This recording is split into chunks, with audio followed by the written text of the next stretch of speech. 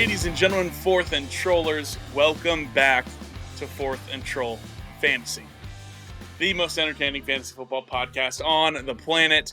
I'm Noah Selby. And I'm Wes Selby. And we are back for Season 2. We're back for Season 2, Wes. Oh my god. What do you think? I'm thinking so much, dude. I don't even know where to begin. I'm so excited. I'm so happy. I've been waiting since our last episode for this. This is wonderful. I know. It's been a long time. We are so grateful for you guys hanging with us as we just had a little bit of an off season, just as the NFL has an off season. We wanted to take some time, take a little break, but we were eager to get back to the Fourth and Trollers. We got some news though, because if you are joining us on a certain platform, you're recognizing already that things are a little bit different. That's right. If you are a YouTube listener, you're seeing our pearly whites right now. You're seeing our pearly whites. You're seeing our faces. We are now a full-on video podcast on YouTube.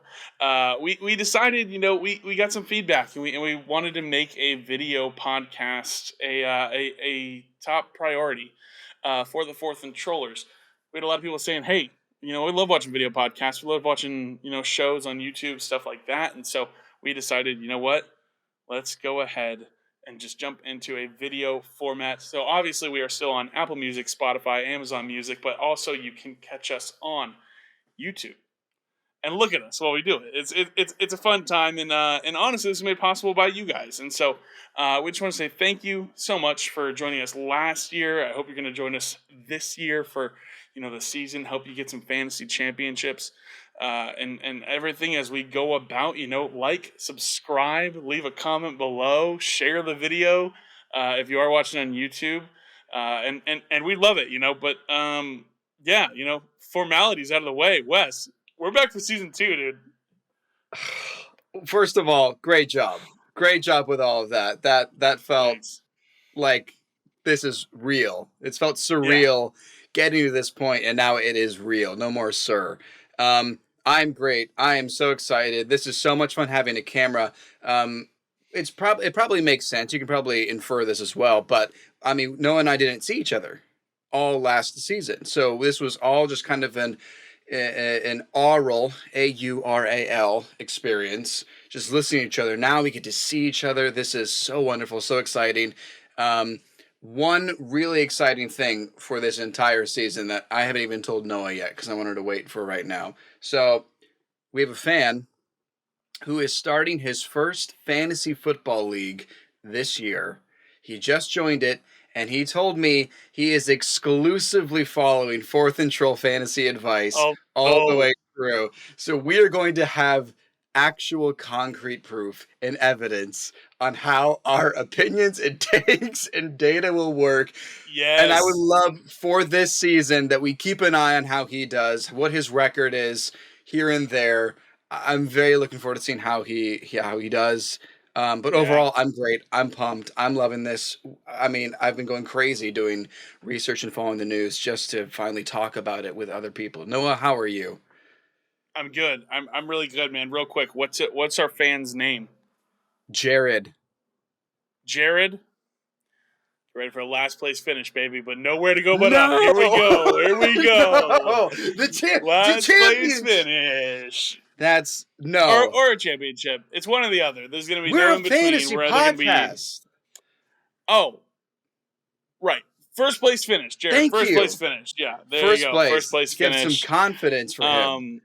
Yeah. No, I'm Lord. so good. I'm so excited. This is, we have been doing far too many mock drafts already. Just doing research and the numbers and the maths and all the things to get ready for Season 2 of Fourth and Troll Fantasy, which is super exciting. We are going to be underway. Listen, a lot of stuff's happened. A lot of stuff has happened this offseason already in the NFL. And it almost feels like a lot of stuff happened in like a week, and then nothing else has happened outside of that 1 week. So that 1 week was crazy. It was awesome. We're going to talk about a lot of it today in this episode. But let's jump to current day real quick because there are some things to talk about, just in pertaining to right now NFL news, things we need to talk about, literally up to the day, the stuff we need to talk about. So Wes, let's have a discussion here. What's been going on very recently in the league, in the NFL, in fantasy? Need to know. Let's hit it. Let's go. Yeah, the first thing was yesterday. This is huge in NFL history. Jalen Hurts got paid big. And by big, Yeah. this is like literally the biggest of the bigs in getting paid. Highest contract in history, earning $51 million a year, $255 million contract.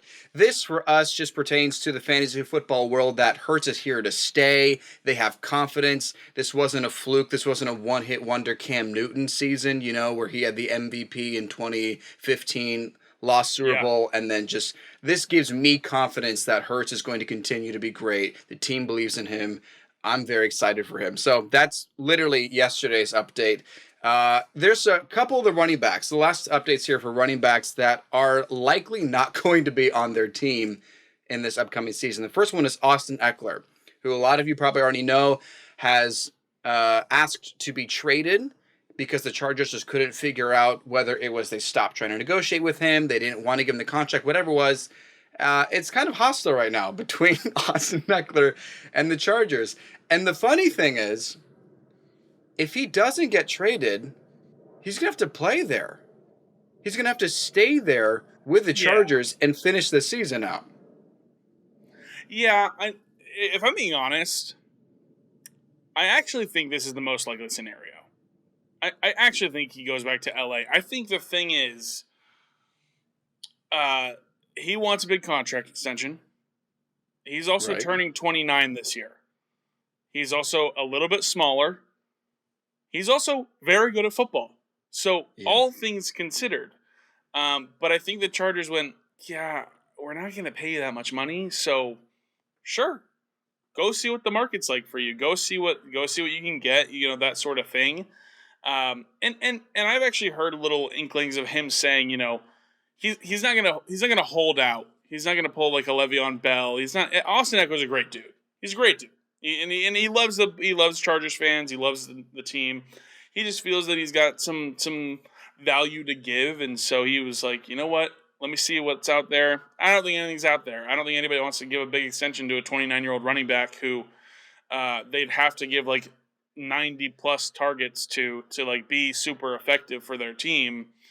And so I think he comes back. I think he plays for the Chargers this year, and then he's a free agent, and he can see and maybe does enough to get himself in one more good contract in the league. But yeah, I think we'll see Austin Eckler in a Chargers uniform this year. That's my guess. Do you have a prediction? I think that's probably I think that is the actual scenario as well. That's my prediction too. Yeah. But I think for Eckler's career in this season, Eckler's best case scenario for fantasy is to stay in LA because of the acquisition of Kellen Moore as their offensive coordinator, who is so pass heavy.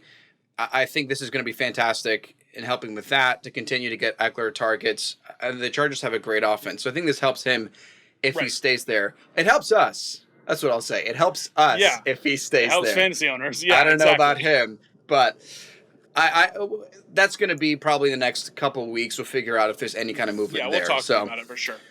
Last two running backs to look at here. Dalvin Cook is very unlikely. It is unlikely he's going to stay in Minnesota. So for the Vikings fans, our hearts go out to you.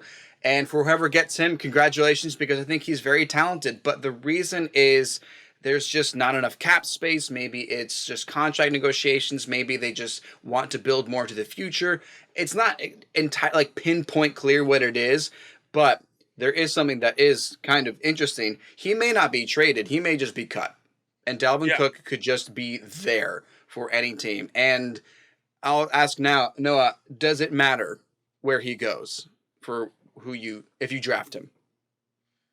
I mean, yes, it does matter. Yeah, but if he goes to like the Titans or the Giants, I'm gonna be like, well, might not go that route there. But no, I think it matters a little bit. I mean, listen, we've never shied away from sharing our fanhood. And I think the team that Dalvin Cook is most closely linked to right now is the Miami Dolphins. There's been a lot of talk. The Dolphins were in trade talks with the Vikings when free agency started, and they didn't land anywhere on it. So if he becomes a free agent, why wouldn't I think they'd probably give a call. They give a call. I did see actually today that his agent Drew Rosenhaus said that he literally came and said, he said the Miami Dolphins can't pay him what he's going to be worth because of the cap space. Dalvin Cook's from Broward County. He's from Florida. He's from Miami. So I'm wondering if he'll take a hometown discount and you would know that and no state taxes to maybe come play for a team. A lot of stars have been wanting to come to Miami. They think the window's open there. So, but I think it's likely that he isn't on the Vikings this year.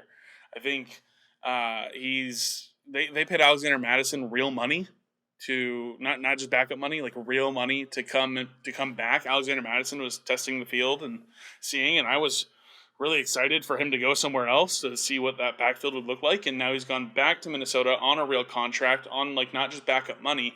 So I think Dalvin Cook probably gets cut. I think they save some cap space. I think he gets cut, and it'll be interesting to see where he goes. I'm not entirely sure.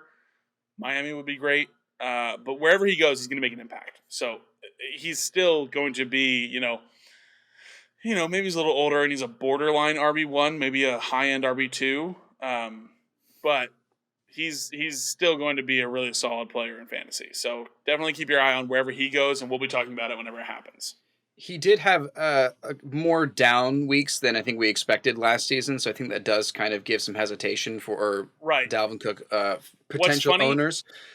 Yeah, go ahead. What's funny about that is that it was like, man, he's had a lot of down weeks. I'm not really sure why. And then it's like, oh, because he played a full season. That's why. Like we saw, like he had a full season of play. Like that's what. Like, I get it. He played 17 games, therefore he had more weeks, therefore he had more potential for down weeks, therefore he had more down weeks. Oh, okay, makes sense. Cool. Right, the probability chart increase. Exactly. Yeah, that makes sense. Exactly. So yeah, last thing for Dalvin Cook is that when anybody mentions that they're expecting to cut a player, but they'd like to trade him, that player's getting cut. Nobody's going to try to make a trade. I mean, that's GMs are smarter than that. But I will say what's interesting in the last part of this is that Alexander Madison's probably been the favorite handcuff running back in fantasy for a few years now. So for him to potentially be the lead back is going to be very interesting, especially trying to figure out where Dalvin Cook goes. If Alexander Mattison is an Austin Eckler, actually, who was Melvin Gordon's backup when Gordon held out and Eckler took over, maybe there's some kind of dynamic that's similar. Maybe the Tony Pollard. We'll figure out what's going on there. Last one here. Yeah. Derrick Henry is technically on the trade block right now. The Titans are shopping him around. Nobody has made that full offer just yet. But the signs right now, there's a good assumption and speculation that he's probably going to be traded draft night or maybe the night before, something like that, because the Titans really need to rebuild. There's an opportunity to try to jump up in the draft. Just kind of predicting some ideas here. But Derrick Henry, who has been really great, had kind of a downfall last year, something that you were talking about last season, Noah. And he is older than Austin Eckler, and he needs to be a workhorse to get really strong numbers in fantasy, and kind of only does really well against the AFC South. So if he's playing against a ton of different opponents, I mean, if he goes somewhere else, I'm more hesitant to draft him. How do you feel? Yeah, I definitely am hesitant. Listen, don't get me wrong. He is a freak of an athlete. He is incredible. He is very, very good at football. I don't think he's a product entirely of his situation, but I mean, he gets a lot. He gets a lot of touches, like more than almost any running back, and like more than half of his production each season comes in 6 games against his AFC South rivals. So it's not that he is, we've seen him have incredible games against not AFC South teams. The Bills on primetime 2 years ago, obviously we remember that. We remember from the season that he got hurt after 8 games, that week 2 or week 3 against Seattle when he just turned into literally the Incredible Hulk and was there in Seattle and just absolutely demolished. It doesn't just come from his AFC South opponents, but it's worth noting. And I'm not leading the caravan on the Derrick Henry is overrated or washed or whatever, but I am gonna be really cautious depending on if he is a Titan this year or not. And as we remember from last year, the Titans, I guess, enjoy trading away their star players around the draft or on draft night. So maybe that'll happen again. Maybe we'll see. I think, Titans fans would be calling for the GM's head if it did. But, we'll see the kind of haul that they may be able to get in return. I'm not really sure. So, yeah, Derrick Henry's going to be really interesting. I'm not really sure what to think about it right now. Obviously, I'm on a situation we're going to be monitoring. So, Yeah. But yeah, It adds to hesitation, I think. It really does certainly depend much more than Dalvin Cook, in my estimation, where Henry goes for this season. But that's pretty much it for the news. I know a lot has happened with coaches being hired, coaches being fired, GMs and such. We're going to dive into a good portion of these offseason moves together, Noah and I will. And we're going to start out here with what has kind of been the headline every single day since, I don't know, mid-March, something like that. We're going to go under the assumption that Aaron Rodgers is going to New York and will be a Jet. Maybe he's wearing number 12. Maybe he and Namath figured that out. I'm not sure. But let's just talk about what happens with this Jets offense, Noah, with Aaron Rodgers instead of Zach Wilson under center. Yeah. And let's kind of talk about what the Packers offense looks like, because they had some up-and-coming rookie wide receivers, some young guys starting to make a difference, and what this does for Aaron Jones. I'll let you take the charge on this. Sure. I'll start with the Packers offense and how they're going to look, and that's going to be bad. It's going to be bad. They're not going to look good. Christian Watson is promising. Romeo Doubs had a couple good showings. Aaron Jones is getting a little bit older. Obviously, A.J. Dillon is a young talent there in the backfield, but I don't expect this Jordan Love-led offense to produce very many fantasy studs. I think I haven't done all my rankings yet. I think Christian Watson probably falls in the wide receiver 3 flex range. I'm not entirely sure where I'm going to have Aaron Jones at. But Packers offense, I think it's easy. I'm not a huge fan of any of those players, really.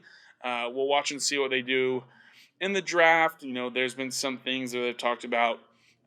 Maybe a tight end gets added. Maybe that's worth an ad. We'll see.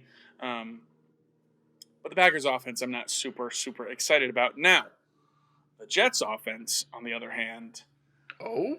I was on record last season and said, I really do think the Jets are a quarterback away from being serious contenders. Their defense is one of the best young defenses in the league.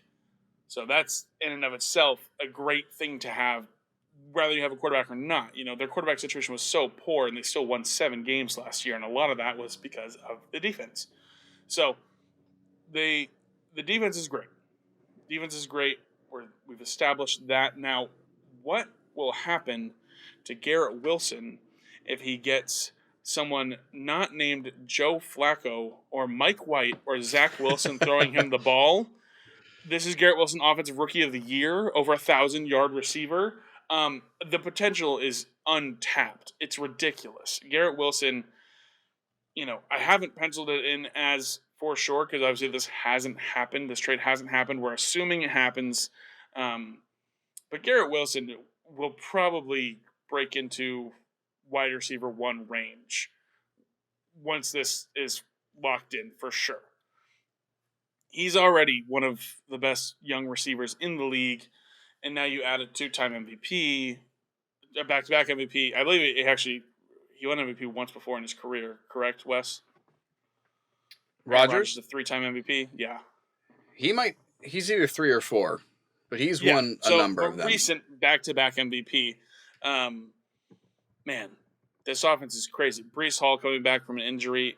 Running backs coming back from an ACL injury, not always their best form in year 1 back, but year 2, definitely they come back. So whether Rodgers plays 1 year, 2 years, whatever, I still think Breece Hall is going to be great.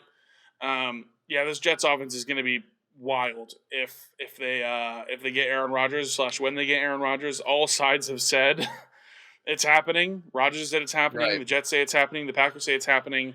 It hasn't happened. So we'll see Yeah. what happens here. But The Brees Hall situation is what I'm most excited about because I think it makes sense for all eyes to lock into Garrett Wilson and how well he did with all of those quarterbacks and proving that he can succeed with literally anybody. And even though one of the things that I mentioned was how much worse his stats are with Zach Wilson compared to Joe Flacco and even Mike White, but that's not. I mean, that's obvious. That's everybody's effect right, with Zach Wilson. So that's not news to me. It's Brees Hall, who yeah, was the Jets had locked in about halfway through the season the offensive rookie of the year and the defensive rookie of the year. And all that happened was it switched from Brees Hall to Garrett Wilson. I mean, they had yeah, an unbelievable draft last year. And I think with Aaron Rodgers, I don't think he's washed. I think it was just a bad situation without a great wide receiver. When they lost Devontae Adams, of course the Packers took a hit. Not everyone is Patrick Mahomes, who can right, just do everything without Tyreek Hill. It's yeah. completely Throwing to different. Marquez Valdez-Scantling. If I'm not mistaken, Noah, didn't you get a touchdown in the Super Bowl? I did, yeah, I did. I Because was I think lucky to be in everybody, Arizona, and so he yeah, launched one, and I was right, there, because and you're there in it was great. Arizona. Yeah, Yeah, so I hit the stanky congratulations. leg with Travis Kelce as well, and Right. You fun came time, over and fun we celebrations. did the gritty together, just Yeah, you and I on the yeah, stands. Yeah. yeah, But point being, Aaron Rodgers I think really does elevate with confidence the Jets offense. And for the record, Rodgers does have 4 MVPs, including the Super Bowl MVP. So right. this is a huge step up. This is the the most decorated player of to ever put on the Jets uniform. Yeah, yeah, it's gonna be big. It's gonna be really big for this team. Another quarterback we need to talk about because this offseason was carried a lot of uncertainty with this player, maybe up until recently, is Lamar Jackson. And what are we doing with Lamar Jackson? What happens with Lamar Jackson? Never managed to get the contract extension done with the Ravens. They placed a non-exclusive franchise tag on him, which allows him to play the field, see what can happen. If he gets an offer, the Ravens have a chance to match it. If they choose not to match it, that team has to send 2 first-round picks to the Ravens in exchange for Lamar Jackson, and they sign him. What's going to happen here? And there's a lot, like I said, there's a lot of uncertainty up until maybe about this past week because the Baltimore Ravens decided to spend $15 million with a chance to spend $18 million on 30-year-old two-time ACL tear wide receiver Odell Beckham Jr. And on the day that that was announced, Lamar Jackson posted a screenshot on his Instagram of him and Odell Beckham Jr. on a FaceTime call together, leading people to believe the Baltimore Ravens are going to go ahead and retain Lamar Jackson, and go ahead. Well, while they're signing old, washed-up wide receivers, might as well sign Deshaun Jackson Jackson too. was on the team last year, so Yeah, exactly. you weren't inaccurate. Contract. Yeah. So, but I mean that's at least where I'm at. Here's what I'm thinking: is this Odell signing was them kind of giving, hey Lamar, we're going to give you who you want. We're going to give you who you want here. Lamar Jackson was on the record trying to recruit Odell Beckham Jr. to the team last season, while Odell Beckham was visiting some teams and had the chance to sign. That's what I think. I think Lamar Jackson does end up staying in Baltimore. I think they figure something out. And as far as like the offense and how the passing game is going to go, their new offensive coordinator is extremely pass heavy, and so I think they're going to pass more. I think Mark Andrews is still the top target. I think then it goes to Odell Beckham Jr. and then I think Rashad Bateman is underneath them. So that's my thought on the Baltimore situation. I think when we were thinking and planning this episode, we thought there was going to be a lot more question and conversation, but we got some clarity last week. But Wes, what are you thinking just real quick before we move on?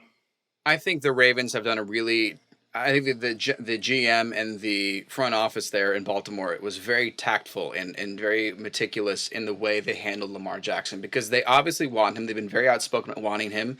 And I think by acquiring OBJ, it does add leverage for the Ravens to say, hey, look, this is the guy you wanted, and we want you to stay. There's no question or uncertainty on that.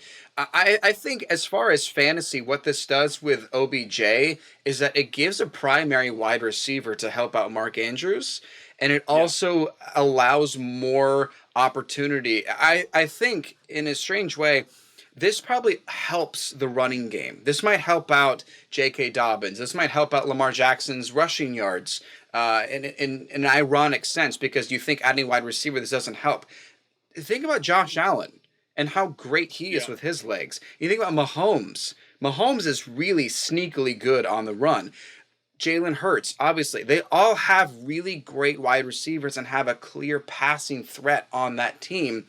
It's Stephon Diggs, or it's Travis Kelce, or it's AJ Brown and Devonta Smith. They have these great wide receivers. So maybe OBJ is washed up. We'll find out. But I'm willing to take Lamar Jackson regardless. I don't think this really changes. I mean, personally, for me, this doesn't do much for Lamar Jackson whether or not I'm going to take him, because I still want him.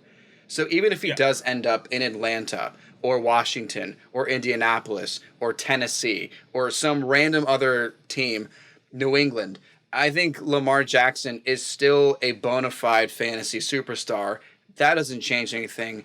OBJ is probably an intriguing, I don't know, 7th, 8th round pick, maybe, Yeah, like a wide receiver 3 or flex play maybe, but with wonderful upside, but not, yeah. I mean, low risk, high reward. I think Rashad Bateman probably benefited the most in all of Yeah, this. probably. Is Probably. he doesn't have to take all this. Maybe Mark Andrews finally gets back to shape. That's kind of my take. For me, overall, it doesn't matter where Lamar Jackson goes. We talk about Eckler. It does kind of depend. Derrick Henry, Dalvin Cook. Literally nothing will change for me whether I take Lamar Jackson, because he's just so Sure. dang good. Yeah. No, I definitely agree. Lamar Jackson is still a MVP quarterback, and he's young. He's very good, and he's done all this with minimal weapons. So maybe we give him another weapon. We see what happens. I think there's only opportunities to improve, which is crazy to talk about when it comes to Lamar Jackson. So those are two big things that kind of dominated the offseason here, Wes. Let's talk about just some of these other offseason moves to go over. Listen, Wes, I've got a favorite and a least favorite, and I'm going to do a little bit of a deep dive on these two, if that's okay with you. Let me know what you think. Yes, that's okay with me. Thank you, Wes. I appreciate You're it. welcome, Noah. Okay, so my We spent favorite. all offseason learning on communication. That's what Noah and I did. Yeah, Wes and I didn't actually talk over the. We only talk on the podcast. That's So right. we don't. Yeah, we don't talk. We don't hang out. We don't do anything. So It's my we first time haven't. seeing his face ever. Yeah. What have you been up This to? is a by the face way? reveal. What have I been up to? Yeah. Yeah. What have you been up to? Same as your hat there. Went to a concert. Oh yeah, we Yeah. went and saw John Mayer in the off season. That was fun. A Yeah. little bit of JM solo, and that It was was it. pretty sweet. The concert was 2.5 months long. It was him playing every single song he's ever written on his guitar, and then Making up he songs on locked the us spot. in. Yeah, I was gonna say he locked us in the arena and just made us sit there while he finished an album. So Yeah. it sounds great, guys, and get to looking forward to it. But Yeah. Set the date. all right, here we go. I'm gonna jump into my favorite off-season move, Wes. And my Okay. favorite off-season move so far is David Montgomery to the Detroit Lions. David Montgomery signed a contract with the Detroit Lions, a 3-year, $18 million contract with $11 million guaranteed in that contract. Here's why this is my favorite move, Wes. David Montgomery has been a solid running back in fantasy and in the league, despite playing behind a stinky, poopy diaper butt O-line in Chicago for his entire career. He has had a really, really bad offensive line, and he's still been in that really kind of like that RB2, maybe high end RB3 flex play kind of conversation for his career. He's always put up decent numbers. Now, he's going to be filling this Jamal Williams role. And as we remember, Jamal Williams was quite efficient and good in fantasy. And we obviously made a joke about it because, we were like, oh yeah, Jamal Williams, RB1, up and coming RB1. And then he just kept scoring touchdowns. And we were like, oh, this isn't a joke anymore. He's actually an RB1. Like, this is okay. Well, we can't make a joke anymore. But David Montgomery is going to be filling this Jamal Williams role. The Lions offered a contract to Jamal Williams. He said, no, I don't feel like they're valuing me high enough. And so they went, okay, we'll offer the same contract to somebody that we also really like and we want to have in this role. And that was David Montgomery. And Jamal Williams ended up signing for less money with the New Orleans Saints. So I'm not really sure what happened here. But here's why I'm excited about David Montgomery is because he's filling this Jamal Williams role. Jamal Williams, Wes, I don't know if you know this. Jamal Williams had 45 carries inside the 10-yard line last season. Oh, I like that. 16 more rushes and carries than any other running back. 45 carries inside the 10-yard line. He had 16 red zone touchdowns last year. 16. It's insane, and this is what David Montgomery's role is going to be. David Montgomery, the second highest running back contract this offseason. If you like to follow the money, there you go. Like he got the really good contract. He's going from a bottom offensive line, bottom 5-0 line to the number 2 offensive line in the league, and the number 4 scoring offense in the league. He is going to have a serious role. And it's gonna be legitimate, and I honestly think David Montgomery really can come into this solid, like, borderline RB1 role this season. It may be a top 12 guy, just based off the situation he's gonna be in. Now, Wes, in the past you've been a bit of a DeAndre Swift truther or believer. You like DeAndre Swift. Yeah. You've held on, and here's the thing. I think Detroit knows that DeAndre Swift isn't necessarily a high volume guy. He kind of avoids contact. He goes out of bounds. If we watch Hard Knocks, we saw their running backs coach Deuce Staley last year kind of be like, hey, turn up field. Like, go forward. Like, don't go out of bounds. And personally, I don't think that Dan Campbell's camp likes how DeAndre Swift plays. Dan Campbell and his coaching staff did not draft DeAndre Swift. I think they want a physical guy to lead the backfield, and I do think that's going to be David Montgomery. Now, that's not to say that DeAndre Swift can't still be an RB2 or like a flex option. In fact, DeAndre Swift in games with 15 or fewer touches last season averaged 11.8 fantasy points per game, which would have been tied for 15th amongst all running backs. So he still can be this guy who, maybe some weeks he's going to dud out, but maybe some weeks he's going to have a 25-point week. DeAndre Swift is explosive, and he can, if he gets, 8 carries and 4 receptions, like, he could still get you like a 16, 17-point week like he's done in the past. But David Montgomery is going to take over this backfield, I believe, this season. And I really love this move, and I will be drafting a lot of David Montgomery in redraft this season. I'm very, very excited about it. That's my favorite offseason move. Wes, what do you think? Tell me why I'm right or why I'm wrong. Jared, I hope you're listening. Keep your ears peeled. Oh, yes. Jared. Jared is going to be the name for our audience. We're going to switch from trollers to Jared. Thanks for listening, Jared. Appreciate it. Yeah, Fourth and Jared. We're going to rebrand. First of all, side note, I didn't know Deuce Staley was the running backs coach there in Detroit. He was a freaking beast. He's kind of like he's somewhere else now, but yeah. Oh, is he? Okay, because he was like a Mark Ingram, short, stout, bowling ball kind of back. So I understand, that kind of response to DeAndre Swift. And speaking of Swift, I think that you can compare the two. Let me say, I think you're right.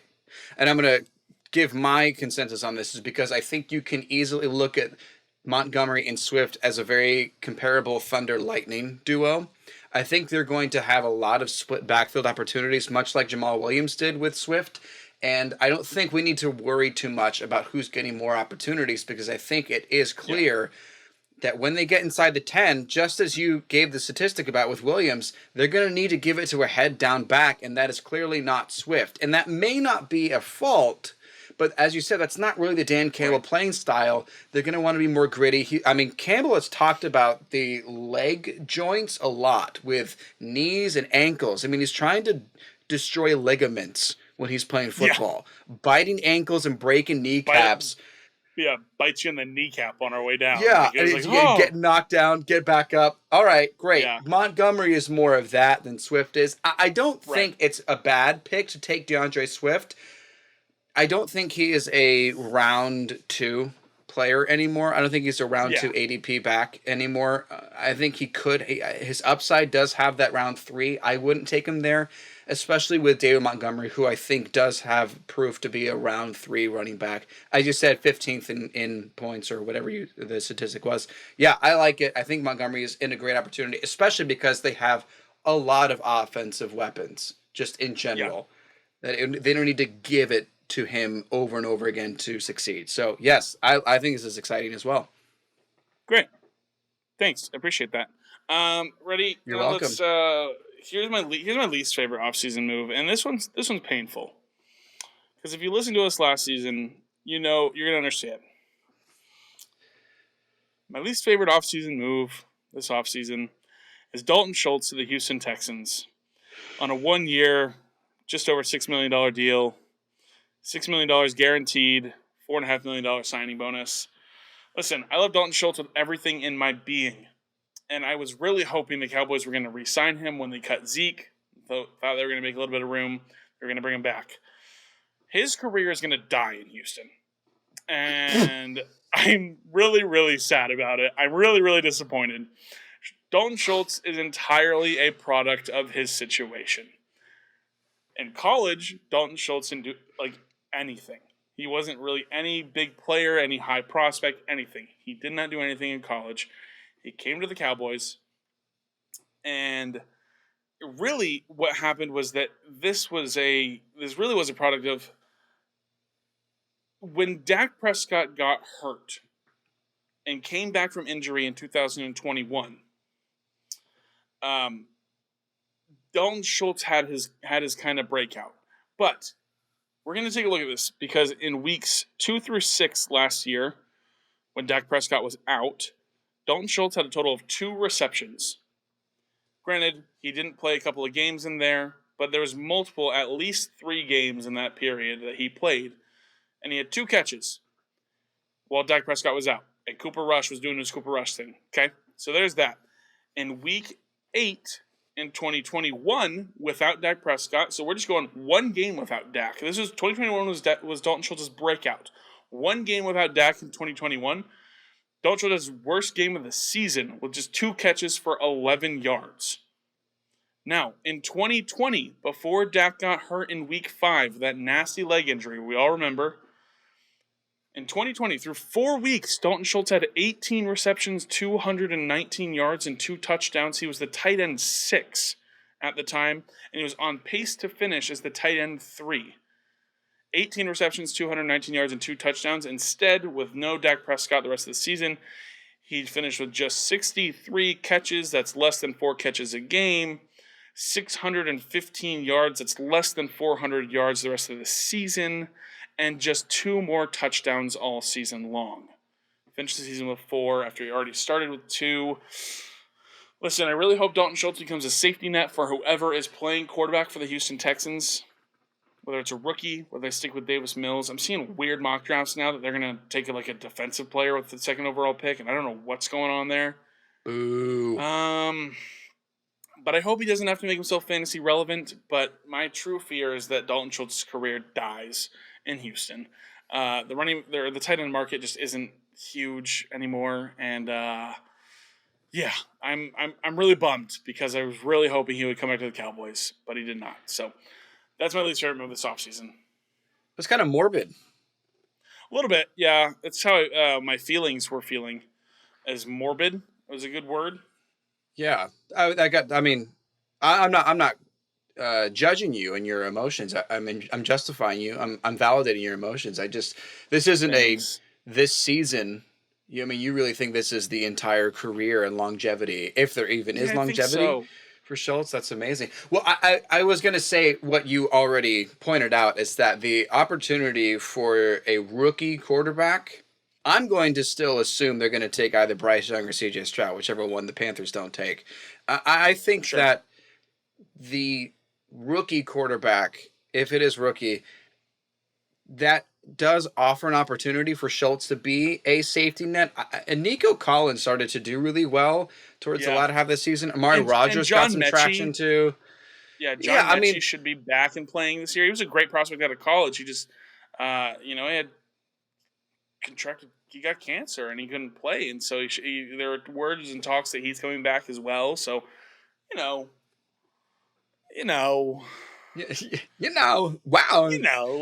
Houston Texans getting Dalton Schultz. No, keep going. Anyway. Yeah, keep going. Yeah.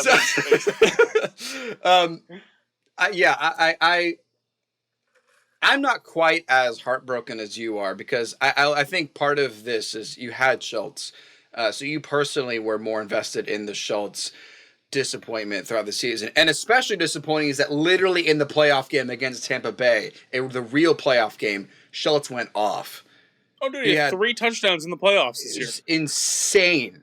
So, that incredible. Alone is just absolutely infuriating. But, I think I'm going to stick by you. I'm going to say, you know what? I'm going to pull a Jared and just stick with you. And let's see what happens here with Dalton Schultz. Avoid him. I buy it. Thanks, Wes Jared. I appreciate it. Listen, those are my favorites. Like we said, guys, a lot of stuff happened, and we've got a lot of time this offseason to talk about stuff and how things went down. Some notable ones real quick just to fire off before we go and wrap it up for you. Devontae Adams has a new quarterback. Jimmy Garoppolo's in Vegas. We're going to see and have to monitor how that's going to play out. Obviously, Adams is one of the top wide receivers in the league, so we don't know or necessarily think that'll change much, but that's definitely something worth noting. The Bears traded the number 1 overall pick and got a haul, including DJ Moore. DJ Moore to Chicago is a big thing, giving Justin Fields his first ever really true bona fide wide receiver 1. We're going to have to talk about that this offseason. Some people got cut. Leonard Fournette got cut. Rachaad White, a lot of us were excited about him last season. Going to see if he has a year 2 breakout. Something I'm really excited about, Calvin Ridley got reinstated to the league. This Jaguars offense is going to go nuclear. It's going to be crazy. That's going to be a fun one to watch. And Adam Thielen got cut. What's that do to Justin Jefferson? Do all the passes go to him now? What happens? Does TJ Hawkinson skyrocket to, potentially a top 3 tight end in fantasy? Is KJ Osborne step into a new situation? All things that we're going to have a ton of fun talking about this offseason. But for now, in our first episode back for season 2, that's going to go ahead and do it. We're going to wrap it up. For these off-season shows, we're going to try and keep them a little shorter for you guys. Quick little nuggets that we can talk about and have fun with. We're going to go ahead and just do 1 video a week. We're going to do every Tuesday. We're going to drop it on Apple Music, Spotify, Amazon Music, and obviously, if you're looking at us right now, on YouTube, we're going to go ahead and do that as well. Every Tuesday morning, talk about some big stories, talk about some of the offseason, talk about, did Rodgers finally get traded to the Jets? All that sort of stuff. But go ahead, and if you're watching this on YouTube, go ahead and like, comment, and subscribe. If you're not watching on YouTube, go to YouTube and like, comment, and subscribe. Let us know. Stop listening to us there. Yeah. Look at our faces. It's fun. Look, I'm smiling. Look, you can see it. It's fun. Go ahead. Go to YouTube one time. Tell us in the comments what you think. What you're thinking. Are we crazy for thinking David Montgomery is going to take over that backfield? What's going to happen? Is Dalton Schultz going to be the tight end 1? We don't really know. But go ahead and let us know in the comments what you're thinking. Go ahead and make Tutty the Troll smile by giving us a follow. Joining us next time.